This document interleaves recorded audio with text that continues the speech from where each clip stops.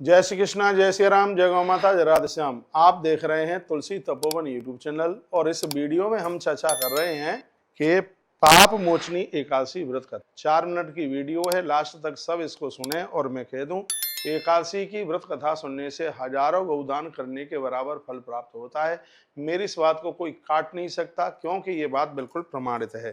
तो युधिष्ठिर ने पूछा, चैत्रस्य कृष्ण पक्षे तो किम नाम एकादशी भवेत। हे गोविंद प्रभु ये बताइए, चैत्र मास के कृष्ण पक्ष में पड़ने वाली एकादशी का नाम क्या। तब भगवान श्री कृष्ण कहते हैं, शृणु राजेंद्र वक्ष्यामि आख्यानम पापनाशनम। हे राजन, तुमने जो प्रश्न किया है वो संपूर्ण पापों को जलाने वाला होगा। मैं तुम्हें वही कथा सुनाऊंगा। यह लोमसो ब्रवीत पृष्ठो मानधाता चक्रवर्तन। जो महात्मा लोमस ने राजा मानधाता को जो कथा सुनाई थी वही कथा हम आपको सुनाते हैं। मानधाता ने पूछा, को विधिकम फलम तस्या कथेश्व प्रसादतः।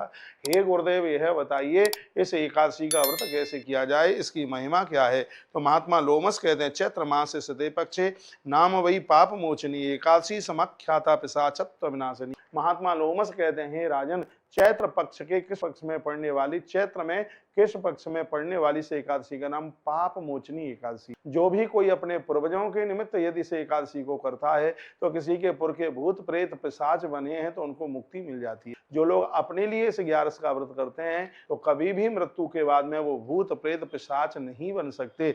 ऐसा महात्मा लोमस ने राजा मानधाता को कहा। भगवान श्री कृष्ण यही कथा धर्मराज युधिष्ठिर को सुनाते हैं। कहते हैं, पुरा चैत्र रथोद्देश्य अपसरोवर सेविते वसंत समय प्राप्ते षटपदाकुलिते बने। मुझे विश्वास है कि संस्कृत के श्लोक आपके समझ में जरूर आ रहे होंगे। यदि संस्कृत बोल करके कोई बात की जाती है तो लगता है कि बात प्रमाणित हो रही है। तो लोमस महर्षि कहने लगे, चैत्र मास के कृष्ण पक्ष में होने वाली एकादशी सभी पापों को जला देती है, पिशाचत्व का नाश कर देती है। हे राजन, इस संदर्भ में हम आपको एक कथा सुनाते हैं। वह कथा विचित्र है, बड़ा शुभ फल देने वाली है, पापों का नाश करने वाली है। प्राचीन काल में अप्सराओं से सेवित तथा भ्रमरों से भरे हुए चैत्र रथ वन में गंधर्वों की कन्याएं किन्नरों के साथ वाद्य बजाते हुए सब रमण कर रहे थे। इंद्र आदि देवता भी क्रीड़ा कर रहे थे। चैत्र रथ से भिन्न कोई दूसरा स्थान सुखद नहीं था। वसंत का समय था। उस वन में बहुत से मुनिगण तपस्या कर रहे थे।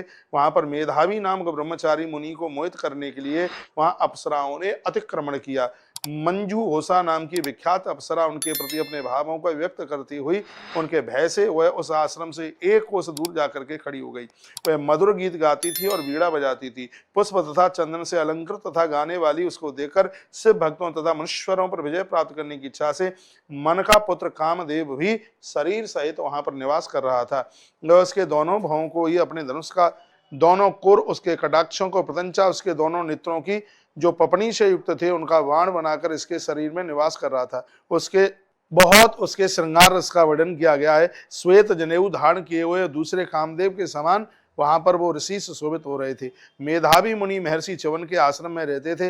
वहां पर विद्यमान मुनि को देखकर वह मंजू घोषा कामार्थ हो गई और मंदस स्वर से गीत गाने लगी। उसके हाथों के कंकण बज रहे थे और उसकी करधनी छलक रही थी। उसको उस तरह से गाते हुए देखकर मुनिश्रेष्ठ सेना से युक्त कामदेव के अधीन हो गए। मंजू घोषा आकर उस प्रकार के मुनि को देखी। उसने अपने हाव भाव और कटाक्षों से मुनि को मोहित कर लिया। उसने अपनी वीणा नीचे रख दी और मुनि का आलिंगन किया। वायु के वेग से कांपते हुए उस वृक्ष के समान मुनि वहीं लता के समान लिपट गए। मुनिपुंग मेधावी भी उसके साथ रमण करने लगे। उसके उत्तम शरीर को देखकर कामार्थ बने हुए मुनि का शिवत्व उसी में लीन हो। यानी कथा तो ये बहुत लंबी है। इस कथा का जो प्रमुख आशय है वो देखिए। जब महात्मा ने मंजू घोषा का स्पर्श किया तो साधु के सगरे पुण्य समाप्त हो गए, नष्ट हो गए। महात्मा बड़ा व्याकुल था, साधु बड़ा परेशान था।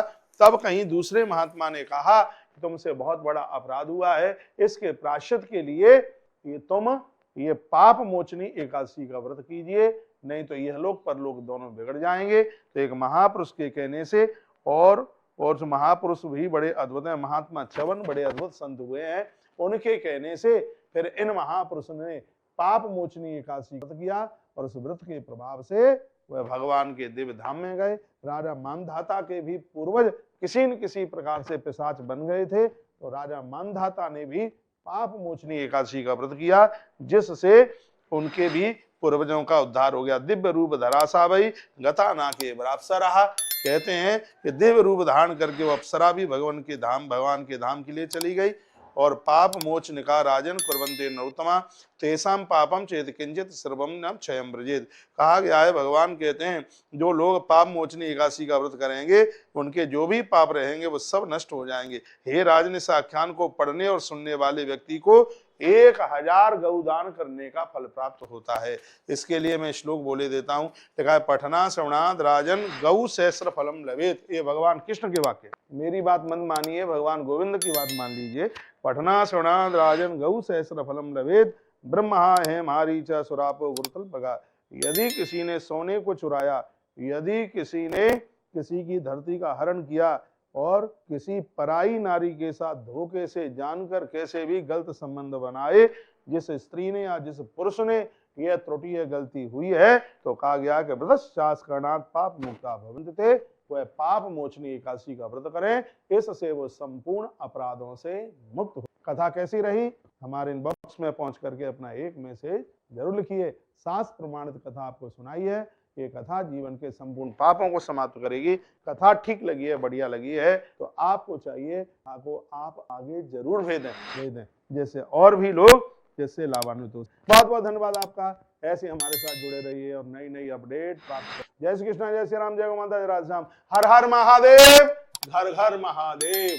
बोलिए पाप मोचनी एकादशी मैया की जय हो। एक छोटी सी क्लिप 1 मिनट की आप हमारी तुलसी भक्ति रस यूट्यूब चैनल पर जरूर सुनिए, जिसमें हम यह निवेदन करेंगे पाप मोचनी एकादशी के दिन भगवान की कौन से भगवान की पूजा करें और कैसे करें। आ जाइए तुलसी भक्ति रस यूट्यूब